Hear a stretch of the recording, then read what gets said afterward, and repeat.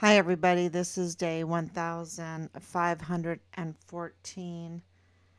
1514 days since Richard was ordered to be murdered. Well, it was carried out. He was premeditatedly murdered. It was an order. It was an order from a military order to kill him. It's been a few days since we found that out, and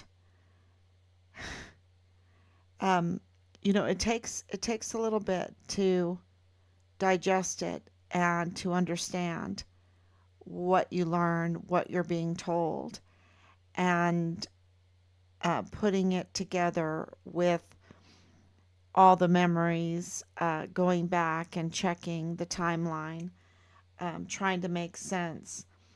If if we have confirmation now that this was an internal order there on Fort Bliss to murder Richard, a code red they call it, and that they had planned it out, right? They had planned it out. So what did they plan? What would you plan? You have to put the scenario together, and we're not putting the scenario of Richard's murder together without anything, right? We have 4 years of evidence. We have 4 years of screenshots, 4 years of conversations, 4 years of meetings, 4 years of receiving open records and irregularities and hard evidence and circumstantial evidence. We have all of this information, witness testimonies, and everything to put together to see, to um, create a scenario if they if somebody was going to order the murder of a whistleblower in the military on Fort Bliss in El Paso, it being Richard's rank, the people involved in all of this, and um, all their actions afterwards, and all their actions with us, what would they do? What would they do? And so we have all of that information to take from. Sorry, that's going on. I can see your comments now. So happy Sunday. Um,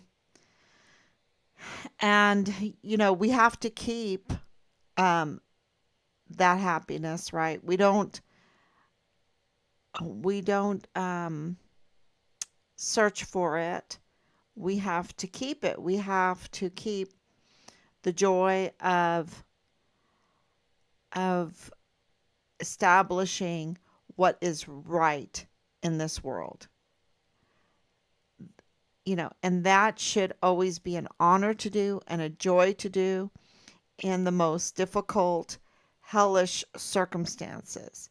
When you have children being trafficked at this extent, when you have the criminality behind the scenes, uh, where it is hard for people to even believe the criminal networking in order to betray the American people over and over again, in theft and treason, and just being a traitor, and just be absolutely evil, just downright evil, right? Inhumane evil.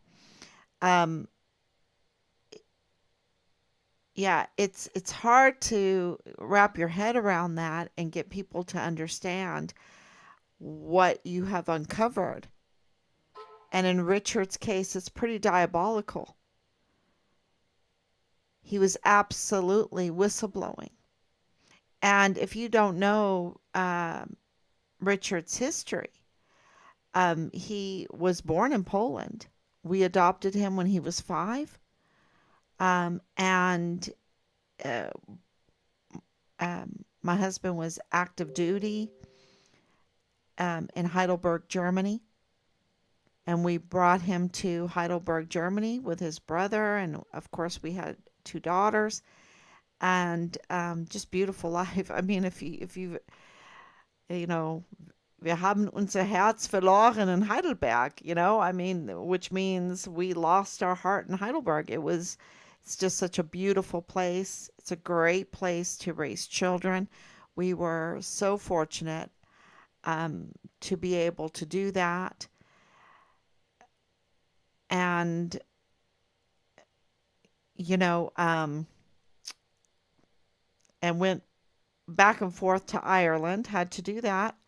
Bought an old cottage in Ireland and renovated it to a beautiful, beautiful place. Um, and Richard helped do that. I mean, that's how he grew up. We homeschooled, we traveled, and we were always together.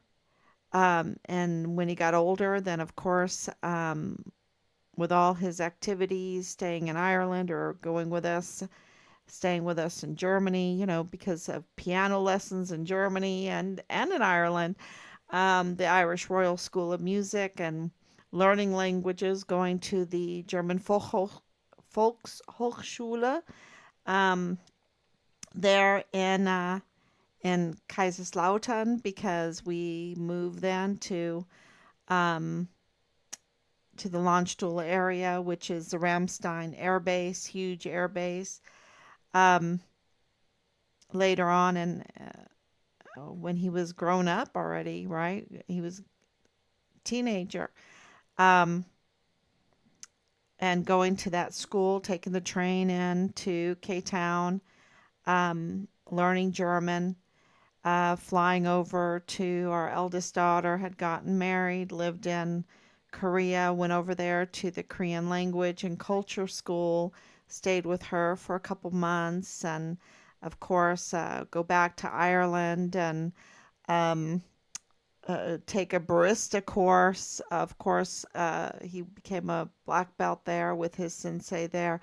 Of course, doing studies and clipping out. When he was 15, he clipped out of college math and he clipped out of German.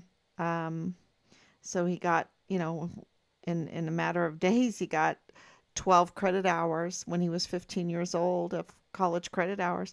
Um, we were so, thrilled. We were celebrating, um, just a beautiful life. And of course, having the connection, the family connection with the military, wanted to serve. Um, there was no criminal history, there was no trouble. There was no trouble. And you can see the letters from our neighbors, from our priest there, because Richard was confirmed during that time. And his sensei, there was no troubles. He was absolutely beautiful. And joining the military, he became the Distinguished Honor Graduate for basic training, wrote a letter to his grandparents. How many young men at 18 years old write letters and basic training to their grandparents? That's Richard. That's Richard, and he did it. And beautiful letter, absolutely beautiful letter with Army on it, right? And I've posted it. And he was so excited to write them because they were coming to his graduation. He didn't tell us that he was the Distinguished Undergraduate. I talked to my dad on the phone and I said, "Hey, Dad, Richard's graduating from basic soon." And, here we are in Ireland, and we had decided to sell our home in Ireland and move back to the States. And, we're right in the middle of all of that. And I said, "Do you think that you can go and attend his graduation?" And he goes, "Oh, yeah. Um, Mom and I will go." He got in the car, he went there. Um, and then, he was a distinguished undergraduate. We were like, "What? You didn't even tell us?" He was not a braggart. Um, he did so, so well. He had gotten a $500 bonus, and my dad bought him a new phone, which was taken away from him in retaliation before he was murdered. Um, he Yeah. Where is it? Right? Because it was an internal retaliation, it was an internal murder. They could take away his phone, they could take away evidence, they could tamper with evidence. They had full control over the barracks, they had full control over the key to his room. He was forcibly removed. Um, they had, like I said, they could control the CID. They were the CID. Tavita Nusa, CID agent, is prime suspect in all of this with surgical skills. Um, and Richard wanted to be CID, so they knew him. And of course, with all the evidence with Nadal Baim, with the car and the connection um, with Dallas Hart, who was a platoon leader, and all of that, it's all coming together. And you know, Richard just did so well. We were in basic training. Um, I apologized to him. I said, you know what, I'm good, because I didn't want him to join the military. I saw a lot of dangers in the military, a lot of security breaches, a lot of nonsense and insanity, because my whole life has been in connection with the military, and we were seeing the direction that it was going in, that the leadership was being compromised and not having the best interest of the United States. It was clear, and we were right. We didn't uh, when Richard got the Distinguished Honor Graduate in Basic Training. We weren't going to say we told you so or anything. He was doing so good. We said, hey, we're going to put $500 in your bank account. We're going to meet um, the award that you received for that, and we're going to support you 100%. 100%. And of course, he got there, um, and he called and he said, we were asking him some questions, and he goes, no, it's so bad. It's so bad. Um, Everything changed in Qatar. Um, he said it was so bad. El Paso and El Paso leadership and Delta Battery 143 ADA was so bad. He said it was so bad. And Delta Battery 143 is very, very important for everyone to know the value of that unit. There's a lot of important things about that unit because of the fuel that unit gets, the access to fuel that unit gets. There's a lot of things about that unit that are details that make Richard's case, that have to be added to Richard's case for people to understand it, or for in our court case that's going to be coming up for wrongful death. We're putting all the pieces together, and we see, it seems like, okay, now we've got it, and then more stuff comes up because more stuff has come up with the funeral home, the connections with the funeral home, the fraud, all of that is being looked into. Um, and of course, now with us looking into that, more and more people are coming forward, and with the LLCs, and of course, with us assuming the ownership, acquiring the ownership of FitFam El Paso, that opened up a lot of information to us. And of course, the death of the declaration of death that gave us authority, because we're Richard, and we didn't previously have that. So a lot still has to be done, because we want all of our bases covered. we want Richard's remains, which is new information is coming out about that.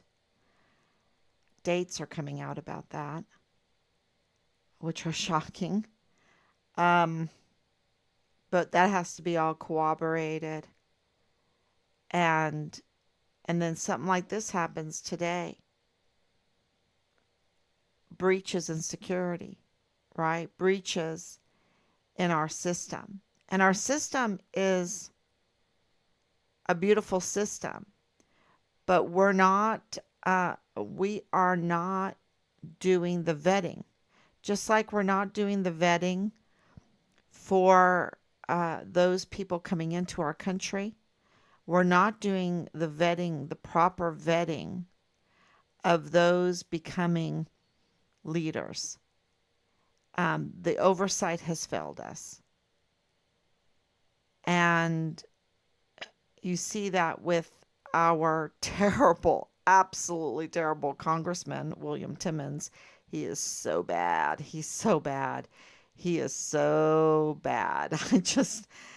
I understand why Richard says he's so bad. It's hard to say things because of the legal structure of our world right now. I can just tell you this, that he is so bad. And, of course, Lindsey Graham, and so bad. Oh, so bad. Um, and, the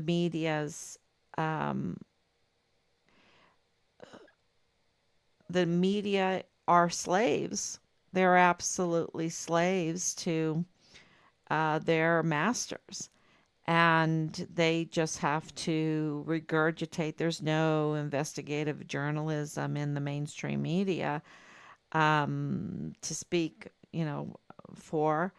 They are absolutely living in fear of being, get that whip out and slash the back of that slave. That they are slaves. They are absolute slaves, and you saw that with Natalia Paloma. You see that with Danae Katzen. You see that with KTSM, with David Candelara. They're absolutely slaves. You see it with Bob Moore. He's an absolute slave.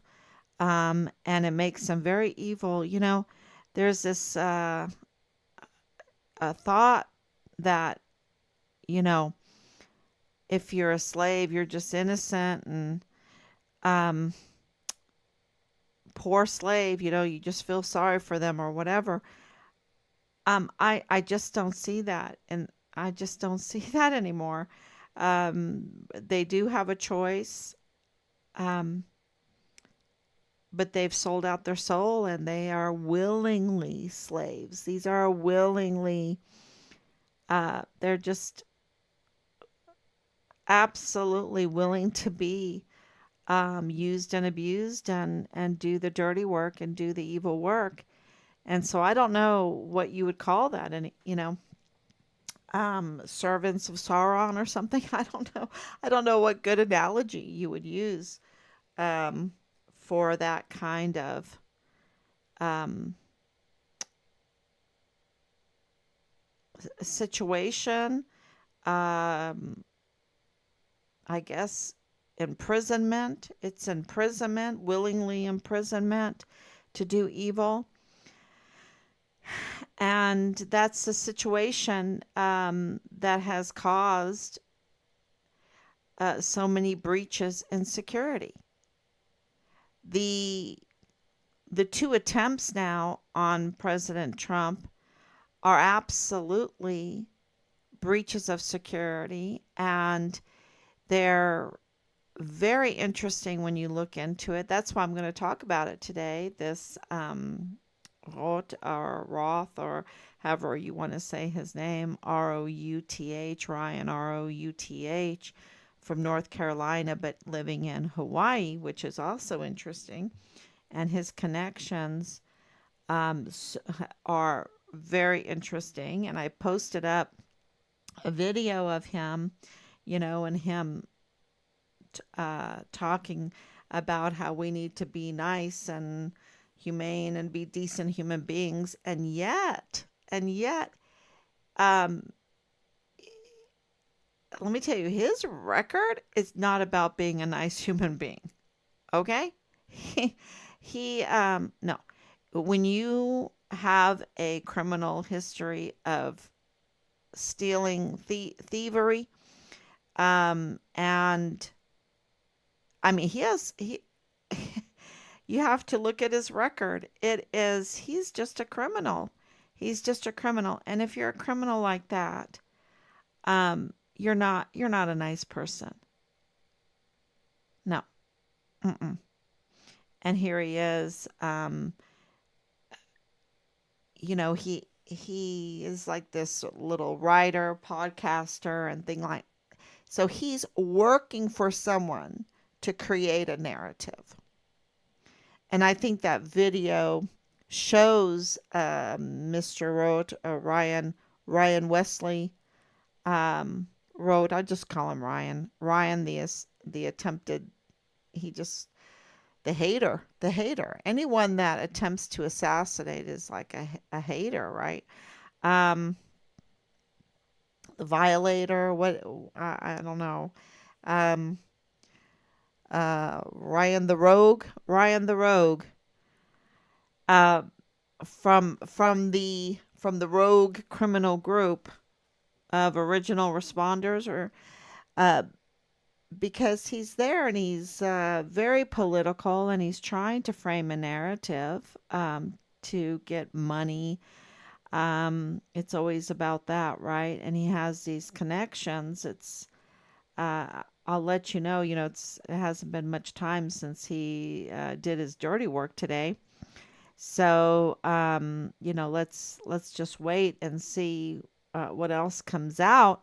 Maybe he's totally innocent in all of this, but he's not innocent in in his record. But we just have to wait and see what they've discovered, and it is very interesting so far. Um, is it connected to Richard's case? I don't I don't know because the first assassination attempt seems to be connected to Richard's case. It's this same rogue group and that are up to no good, that are trying to interfere in politics, trying to interfere in elections. And the Walmart mass shooting was absolutely an attempt to interfere with politics and to interfere with an election. And this same rogue group we know interfered with the election, the duly elected Yvonne Rosales, right? They absolutely interfered with the election of judges to the magistrate criminal law. I should say the El Paso criminal law magistrate court, right? All of those elections have been denied the people of El Paso County. Um, they have circumvented the election process, which means the lack of oversight, right? The lack of the people determining who's going to rule over them. And having, an election means that the people that are in that situation are restrained from just doing the will of, one single person or one single group. Um, or taking bribes, or being blackmailed or whatever, because they have to answer to the people that elect them, the entire county. And that's why honest elections are so important because they are a restraint to evil, a restraint to the temptation of being, falling into a bribe scam or criminal activity, criminal networks that this criminal network in El Paso, it's not like some uh, um, gang, right? These are educated attorneys. These are educated individuals that have positions Like on, look at Christopher Chris Martin, for example. He's in the Concordia Historical Society, right? iHeartRadio, and in all these LLCs together with the other people in the group and that. And it's the same thing with Nadal Bayim. He's a businessman. He might not be lawful, he might be illegal, but he's not like some gang member. He's part of a criminal network. And these are, he went to a very, very good British school in in I think it was Kuwait. I think it's Kuwait, where he went to British school in, and we owned three taxis and all these investments and bidding bidding to supply the El Paso Police Department up to upwards of $3 million in ammunition. I mean, these are not just some gang people. These are an organized criminal network. And then he's the father-in-law of Lieutenant Colonel Bradford Bugado in the G3 of the 32nd ADCOM. Talk about breach of security.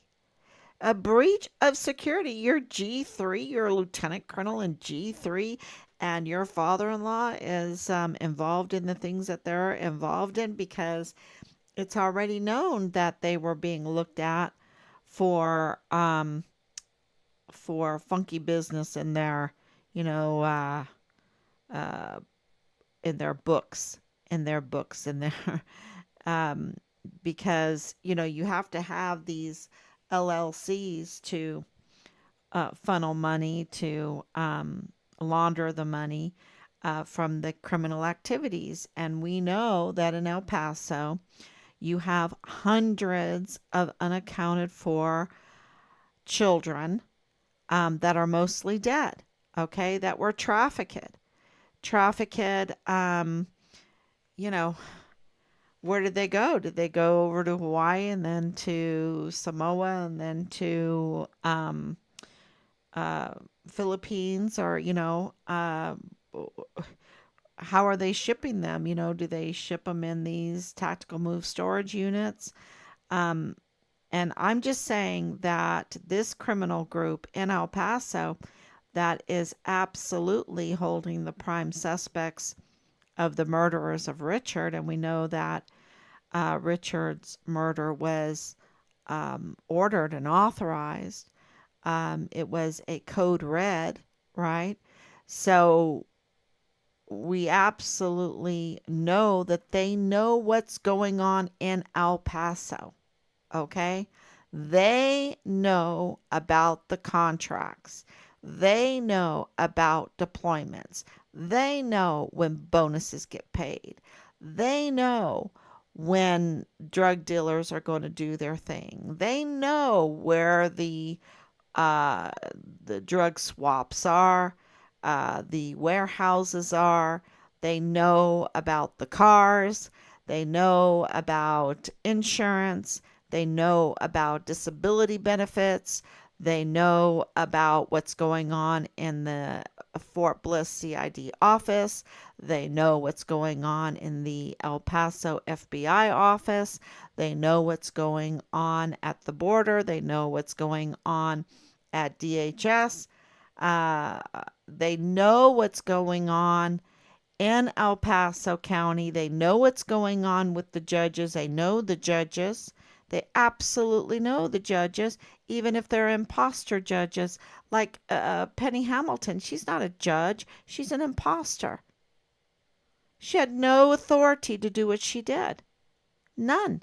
And she's right now, all those cases, think about all the cases. Um, you know, she had no authority. If she took children away from parents, if she left children in maybe a pedophile's home, if she ordered someone to take drugs or whatever you can do on that bench. Um, I don't know all of her cases. I know that she was involved in Richard's case. Um, but she is absolutely not legitimate. Just like Bill Hicks is not legitimate. And if you're not legitimate, if the law is not behind you, then you're not it. Go away. Go get a different job. Come back when you're elected. Go work for that position because we've got to maintain our law um, in order to not be ruled over with tyranny and traitors and thieves and bringing in all of the criminal activities in our neighborhoods and making us suffer for it. I mean, it's as simple as that.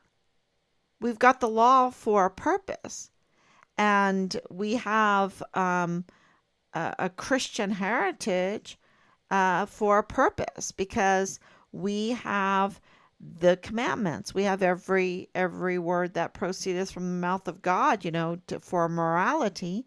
We've got the sacraments for morality and order in society. There's no order in society without the sacraments, right? And and all of this thing about faith, faith, faith, right? And very few of us have a real faith. Very few. Because it's such a big deal. God is always talking about it. And, even to his disciples, how did he cuss them out? He goes, ye of little faith. Of little faith. But then he says, if you have faith the size of a mustard seed. And, this is the dream that I had driving to El Paso. It was this mustard seed, right? This mustard seed. Because I know I only have faith the size of a mustard seed. But in God's telling me, telling our family, if we just have the faith of a mustard seed, then we can move mountains. And they would just everyone else with just a little bit of faith here and there, they would all grow and it would just be absolutely beautiful. And that was my dream, was all of these mustard seeds sprouting and growing into these trees. And and I'm not lying to you. You can go back, you can go watch the live streams. I was talking about it because I didn't know what it meant at that time. And at this time, I absolutely know what it means because I've been empowered by you, by your faith. I mean, I've got this lamp beside my bed. Thank you so much, Anicia and Danielle, for coming on. I've got this lamp beside my bed with this beautiful sparkly angel.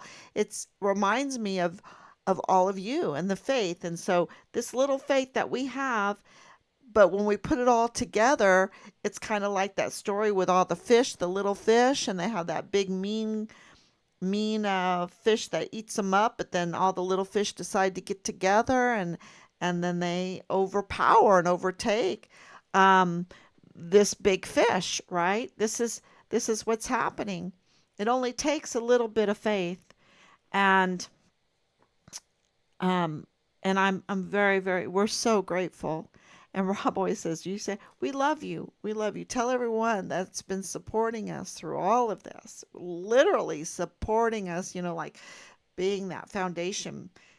We would have never gotten the declaration of death without Team Find Richard Halliday. We would never understood um, that how it all went down with this uh, code red, all of these breaches in security, that Richard was a whistleblower. That's why he was even under a security team, right? It never made sense with us back then. And now it does because he was a major whistleblower, not a little whistleblower, a major whistleblower. And by the standard operating procedures, by UCMJ, he had to be put under security. But of course there was a security breach, and now that security breach even makes sense because they had this rogue criminal group had the power to cause that breach in order to forcibly remove Richard and murder him. And this team also has the power to organize the cover up of his remains. And we're going to, as all of that gets confirmed, we will share all that with you. But it, absolutely, they had to put his remains somewhere. They had to, um, we've been talking about how his remains were um, dismembered. And I think that it wasn't as organized at the beginning. And then, of course, when we came into the picture, and I think they were freaking out a little bit, and they were really looking for his remains, the rest of them. The rest of them. It's brutal to talk about, It's absolutely hell for us to talk about. Um, so, and what I want everyone to realize is that the breaches in security, the infiltration of imposters, the infiltration of treasonous individuals that are serving foreign and domestic enemies is very, very real. And I think that this Ryan, I have enough information on Ryan Routh, uh, Routh, Routh, I have to listen to how they pronounce his name, um, who just attempted today to, we'll see, he is accused, he's alleged to have tried to assassinate President Trump. And I have enough information on him today that his position with the Ukraine war, which I don't know, even know if you're allowed to say it, is totally fishy. Totally fishy. Because he is saying, and I put up the evidence, all of these pretty words, right? He's stumping. He's stumping for a position. He's framing a narrative. And yet, his life is not that narrative. He's not genuine. That's what I'm trying to tell you. He is a wolf in sheep's clothing in that video. Clearly. And it only took, a little bit of time to do a little background investigation. So if he is a wolf in sheep's clothing in that video, then he's in somebody's pocket. Somebody is, oh, here's a podcaster, let me get him to frame some narratives. He got a job somewhere. Because he's not genuine. He's not authentic. 100%. And it's like many, many that are still in this rogue criminal group that were coming up to us saying that they wanted to help us, that blah, blah, blah, and absolutely not being authentic. I remember just the short phone call with Belinda's mother. She was absolutely lying through her teeth. Liar. Not authentic. Same thing with Danae Katzen. Totally deceptive. Liar. She was better than at lying than most of them.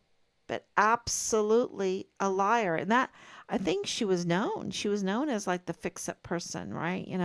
Like, let me at him. Let me at him. I'll take care of it for you. And just lie to change the narrative, to change the situation, to misdirect and everything. And thank God that we understood who she was when we did, because she was pretty good at her job. And she's absolutely connected to KTSM. And she's the one that took us to KTSM. And she was in KTSM. And it's these memories. See, you think about the memories and you're like, oh my gosh, she knew everything about that building. She was totally at home in that building, in those rooms. And we were in lots of rooms. And never did she didn't know where to go.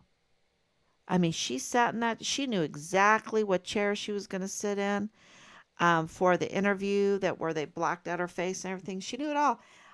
So, you know, it takes a long time, years, to look back at it and say, "Oh my gosh, yeah, that corroborates what we just found out, that she is totally connected to KTSM, and that was through Jonathan and Brees, her husband, uh, connected a lot of those dots for us. So, um, I can tell you that things are not always what they seem. You have to really do a little bit of background checking, and people are so deceptive today, and I'm trying to be as authentic as I can, coming on, day after day, telling you, really with very little notes, most of the time with no notes at all, um just what our thoughts are, and in our son's case, and how this connects. And how does this Ryan Wesley wrote, and his, inauthentic past stand. Um, and this is not talking about his alleged attempt, what he is being accused of, attempting to assassinate uh, President Trump. That's without talking about that. I'm saying his video that I put up, what he's talking about, it's very political. I'm saying that his record clearly shows him to be a fraud, shows him to be inauthentic, shows him to be lying. He's a liar. He's an actor. He is sent there to frame a narrative. And that is, so I don't know why he was sent down to Florida. He lives, in Hawaii, and you think that he has this great little job with these little cabins, right? With roofing and cabins and things like this. You'd think that, he'd be busy doing that. But no, he is and then you find out he's a podcaster, and he has the writing, he has an education.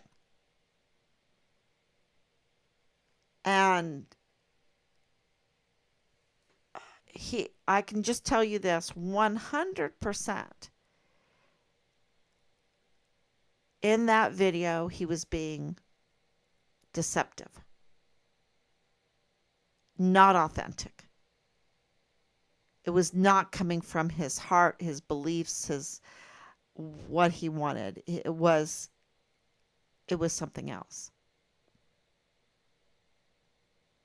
And with that reminds us of so many in our son's case at the beginning, who, let's take our CAO for example. I mean, you could talk about the little people, meaning,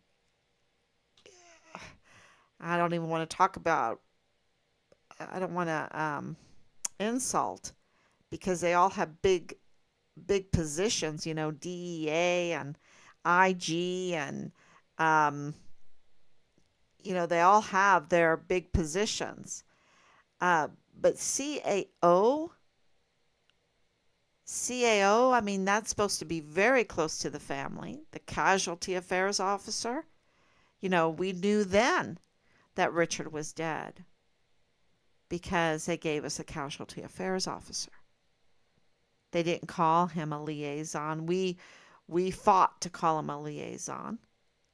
Did we accept what we knew? No, we still had a lot of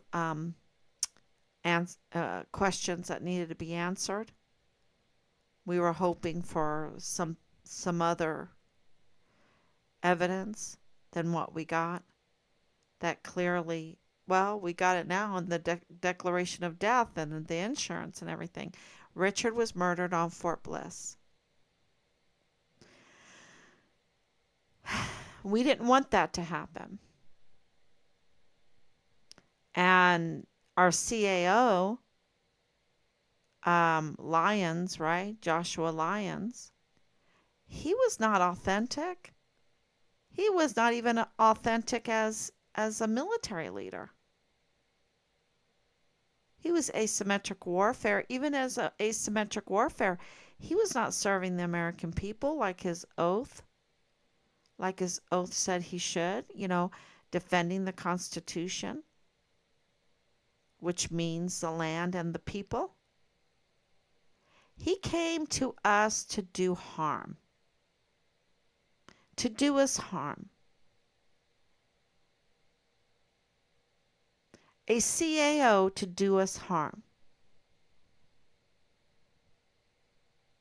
And I believe he was ordered to do that by others that are not authentic, that wear the stars that are not authentic, to frame a narrative. Oh, we're going to protect you. We're going to go to war to make sure that you have a pillow to sleep on in peace. No, that's not what's really happening. They're liars. They're not authentic. The CID office there on Fort Bliss was not authentic. And Leilani Hart was bragging about it. I'm controlling it.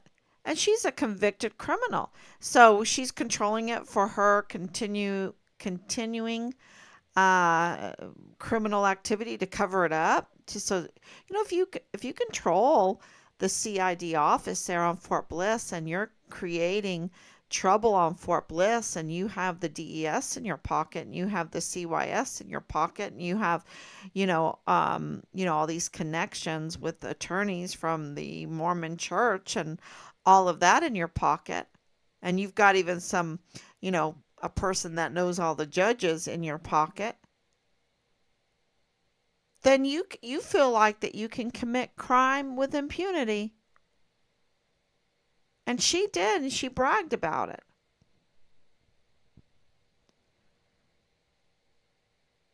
She bragged about it. And when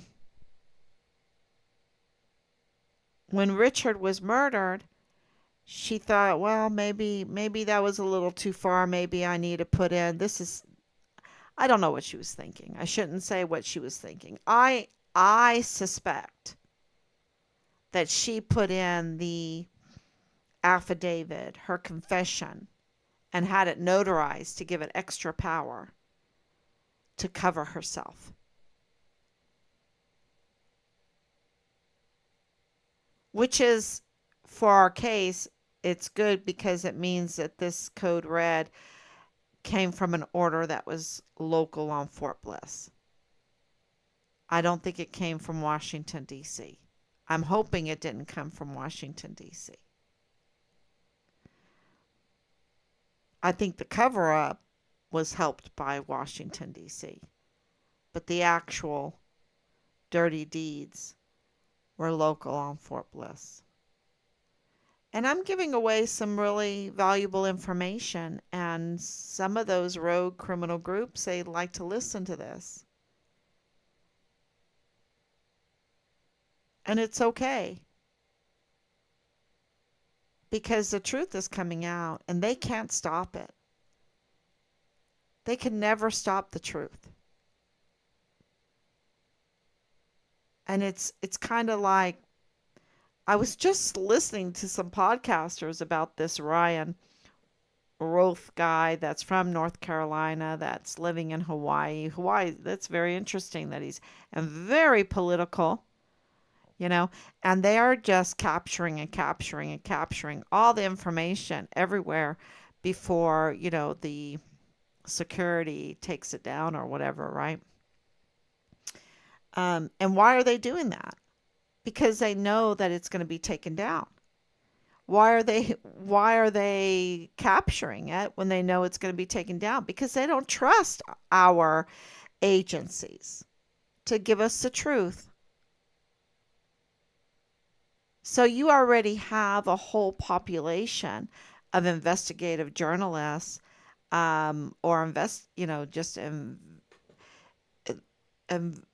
concerned citizens that want the truth to get out there. And they're going to absolutely hold the agencies accountable. I don't know how, I don't know when. That's all God's decision. But Richard's case, absolutely, we're part of it.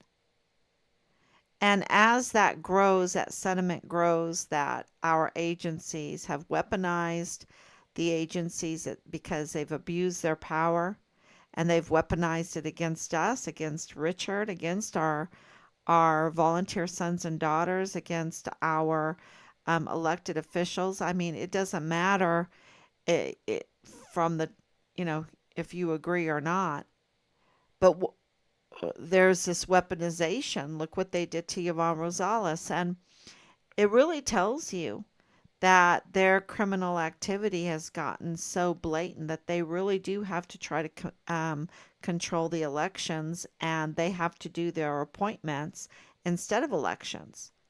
And look at Kamala. She was appointed. Kamala is a fraud. She's not elected. She didn't get one vote throughout the whole primary. She's appointed. The people didn't appoint her, so she's not answering. She doesn't feel like she has to answer. And this is 100%. Because she's appointed, she answers to those that appointed her. Okay? That means that the Democrat Party people, the people that make up the Democrat Party, are absolutely screwed. They just got absolutely screwed. They got pounded on. And they're all supposed to be like, okay, let them, take away our election. Let them take away our rights to elect. They just took the voting power away from the Democrats and appointed Kamala because they were caught in the lies, the deception around Biden and his mental capacity, his mental health. And this is Penny Hamilton. She was appointed. She was appointed to a position that requires an election. So they stole the people's right to vote. That's what they did. And all of the individuals that sit on the El Paso magistrate law, criminal law magistrate court, the criminal law magistrate court, all of the individuals that sit on that El Paso court, they are all impersonators. They're all frauds. They all just violated the vote of the El Paso County citizens. And they don't have to. That's why there's so much crime and this criminal trafficking, because whoever appointed them, and I know that Judge Medrano had a hand in appointing them, they answer to Judge Medrano. They have to answer to those that appointed them. And if they are criminal, which Judge Medrano is totally criminal, 5 years, well, he hasn't been on it totally 5 years, but he's been on it for years. This Walmart mass shooting case, right? And not even in order to evaluate Patrick Crucia's mental health. What do they not want the public to know? That he is not capable of doing what he did. Supposedly what they want him to have done. And I'm not defending him, but I'm saying, let's hear it from the witnesses. Let's hear it. Let's have the court case. And now I think they have no choice but to dismiss it. but they're going to try to milk that taxpayer honeypot, that open wallet. Let's open up the wallet wide because we have it. The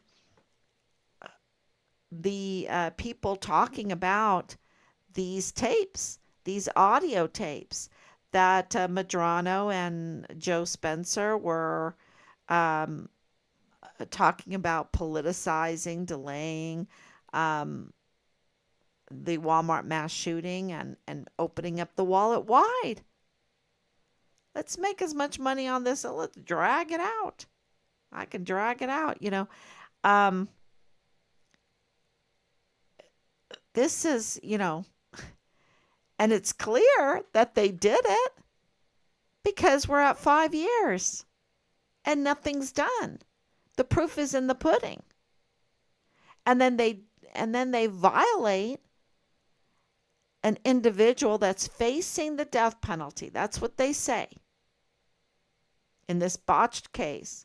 But they're putting on a dog and pony show by putting Patrick Crucius in that orange jumper with all the chains, with the badly done bullet vest, right? Body armor, and, parading him around.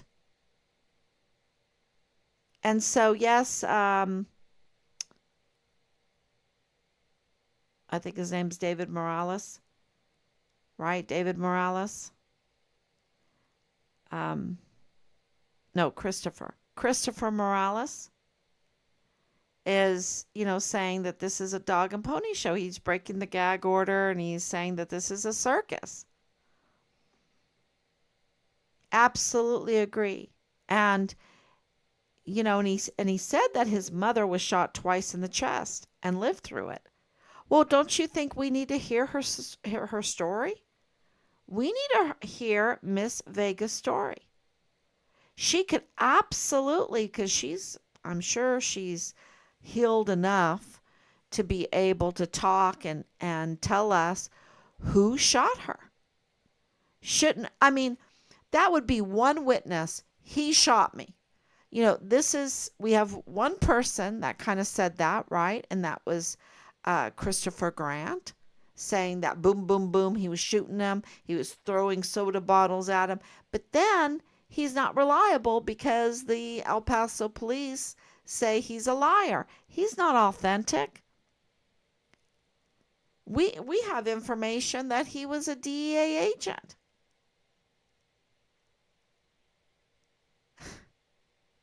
And then they ghosted him.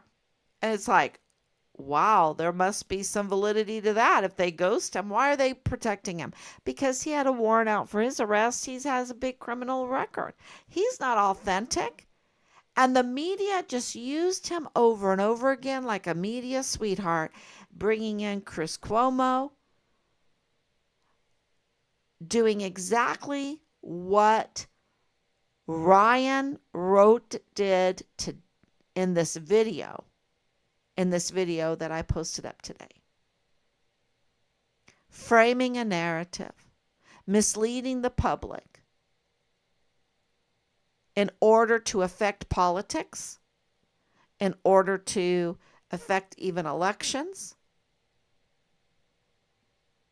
We have a lot of matrix going on. A lot of matrix. That we're not even living in a real world. We have been so deceived on so many fronts that we really have to have what Van Til has called epistemological self-consciousness, right? Like we have to look into ourselves and say, wait a minute, what do we know? What do we believe? What is real and what is not? What do we need to evaluate about what we believe?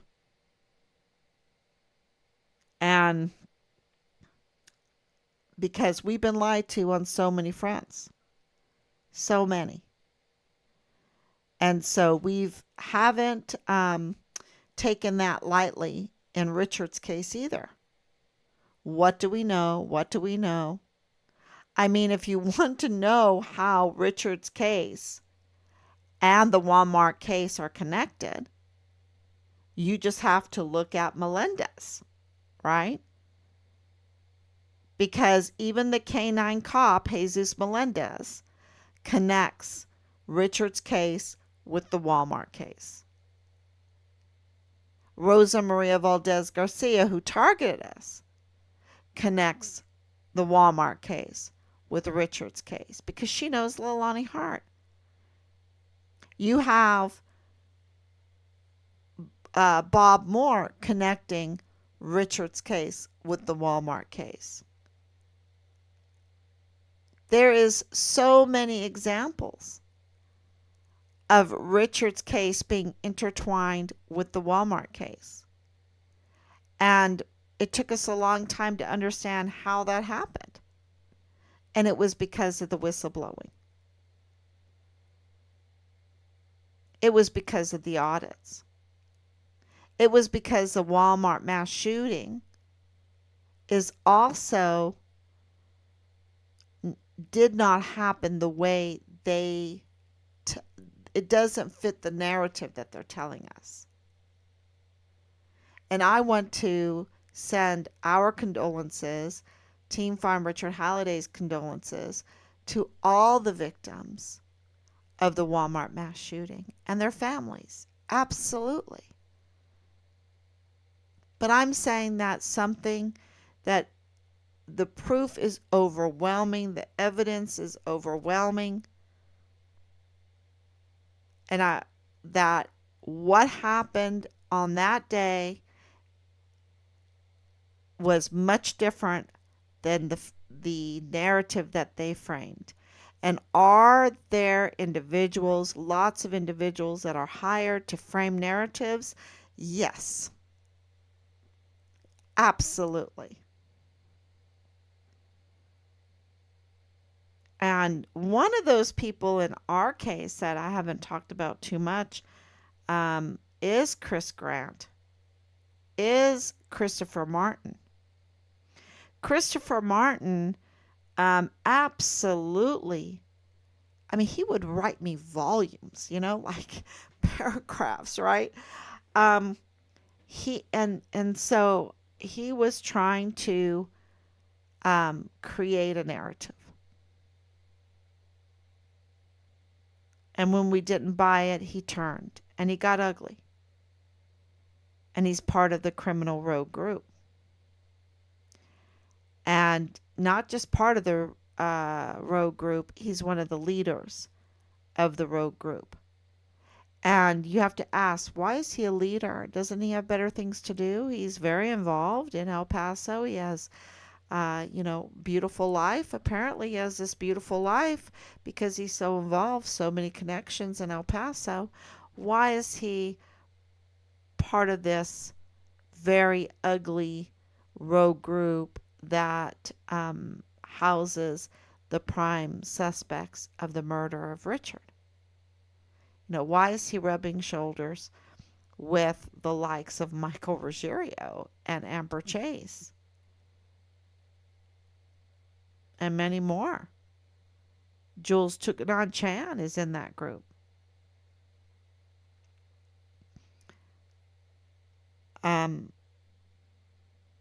He had, James Hart is in that group. And that is very interesting because James Hart is VA, Pablo, and Chris Martin has VA history. He was with the VA. So, he has a motive why he's in that group, just like everybody else. And the length of this going on for months and months and years also corroborates that they must have one hell of a motive in this case against Richard and against our family. So, if you have any questions, I think today absolutely corroborated what we have experienced once again in the breaches of security and the framing of narratives, um, and we just wanted to share that with you. And there's so much more. You know, we put in a supplement to our complaint to the Texas Commission of Judicial Conduct on complaining about Judge Madrano and what he did. I mean, it was so egregious. And we didn't even touch on everything in our complaint.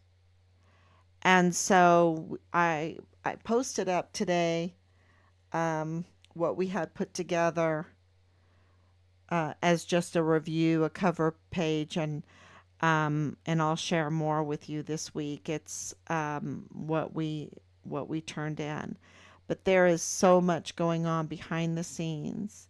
We're working so hard because we want our son's remains, and we want accountability for um, the weaponization of our beautiful military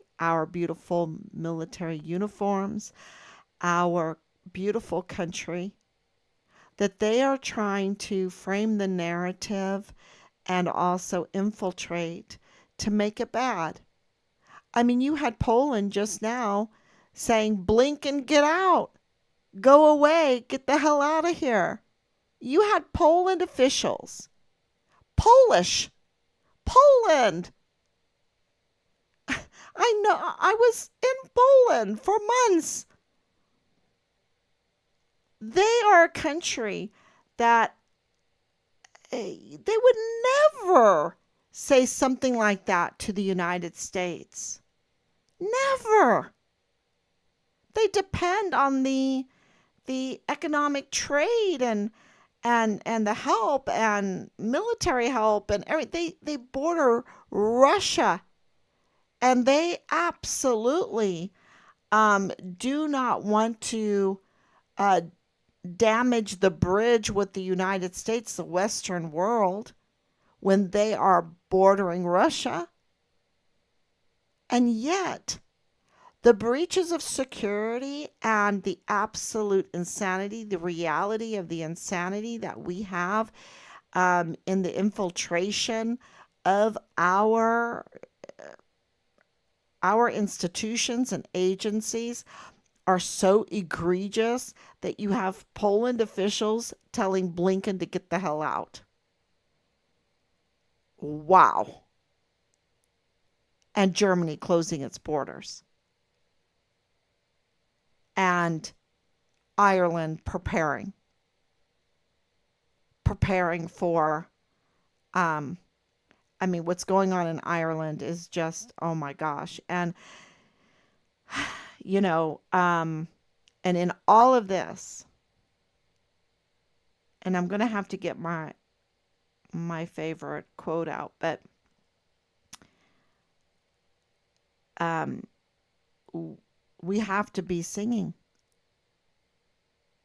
We have to be singing those hymns. We have to be thinking about what is good and true and noble. We cannot let them get us bitter, full of hatred, fearful. You know, all of the, uh, just give in to seven vices.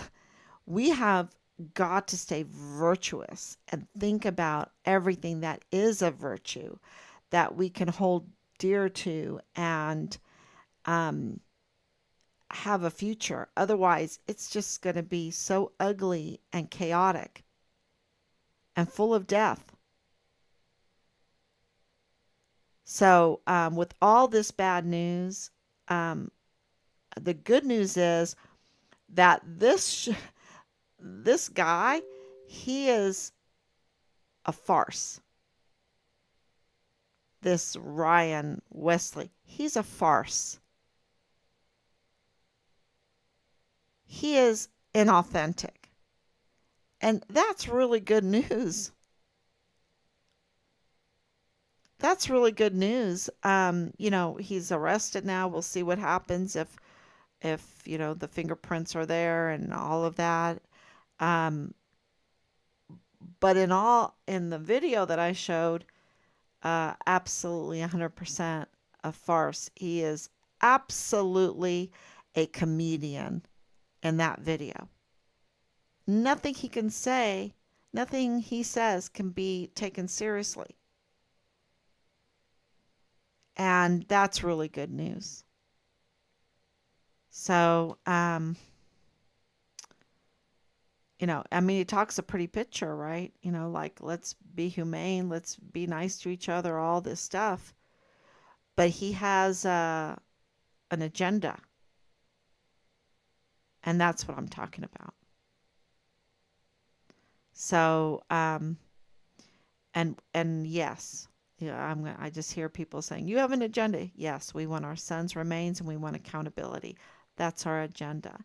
And that means that we have to expose that the very people that are supposed to be helping us get our sons' remains, that have our sons' remains, um, have committed big time crimes. Big time. It's bad.